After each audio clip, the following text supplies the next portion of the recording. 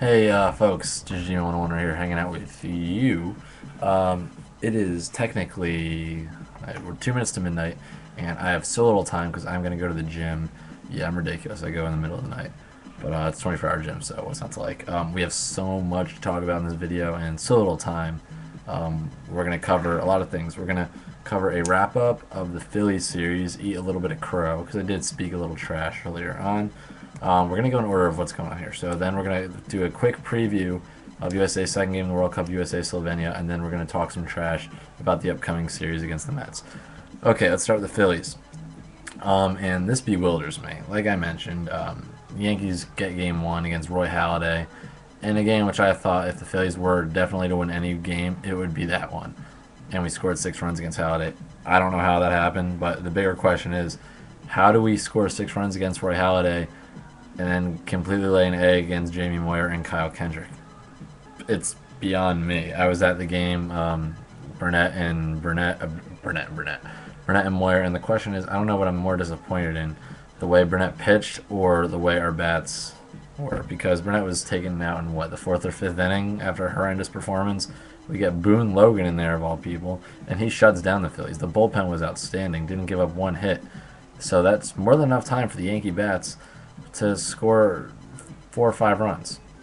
But they just couldn't do it. The bats were dead. Same goes true for tonight. I'll be honest, I didn't watch tonight's game. I was out all night, but give the Phillies the props. The Phillies came out there hungry after a really rough go in the past week or two, and they want to turn things around, and doing it against a team like the Yankees will definitely help you get headed in the right direction.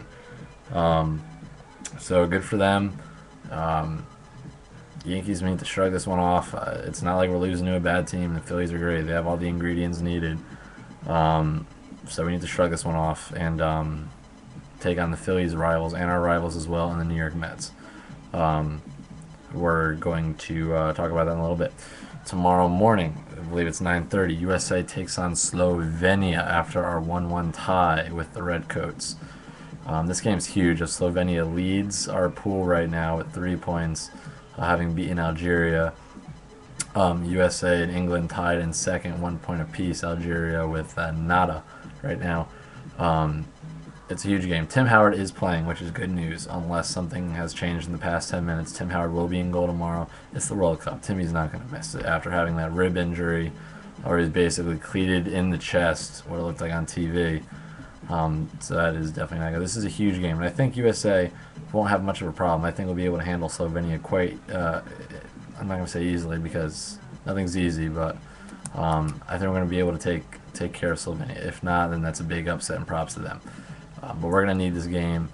If we can win tomorrow, we'll be in first for a brief moment. And England will take on Algeria, who they should have no problem with beating, and they shouldn't have a problem with Algeria. And then we'll play Algeria next Wednesday, and we'll wrap that up. So I have graduation ceremony rehearsal tomorrow at school, so I don't know how much of that game I'm going to get to watch, which absolutely sucks. But I will watch the game on Wednesday against Algeria, and you'll get a more detailed recap about that. All right, moving on. After USA, Eric PABC. I wanted this one. New York Mets. The New York Metropolitans. I love it. I love when the Yankees play the Mets. I just love it. You guys know I love it. Kids Nation over there, they get all pumped up when I start talking about the Mets. They can't wait to watch GG Man 101 make his anti-Met videos. He said, you know what, you're a cocksucker. You hate the Mets, you can't stand us. You know what, you're right, I can't stand you. I got my little brother, he's in 6th grade. I have him running around. I don't need any more of you guys. But anyways, the New York Mets, I think they're in first or second right now, fighting with the Braves for that top spot. So, and I know Point Hates Life is going to be right on this video the second it comes out, and I know he's going to make a big paragraph comment. So this is for him, buddy. Don't think I don't remember that argument we had over the winter. Don't think I forgot the bet that I made that if the Mets win the NL East division title come September, October, I will be the first one on YouTube, literally seconds after they clinch, and make a big congratulations video to your New York Metropolitans. I will do that. I'm a man of my word. I'll be on there seconds after the Mets clinch. If they get that NL East title. If they clinch a playoff spot like the wild card, I will not.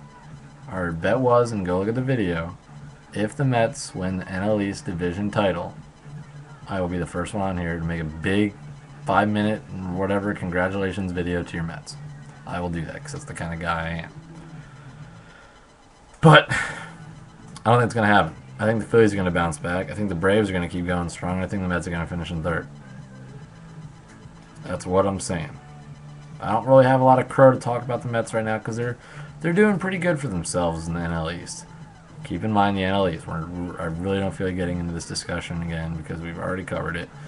I stand by what I say. As the Mets and the Braves and the Phillies are put in the AL East, they would not survive. They would not.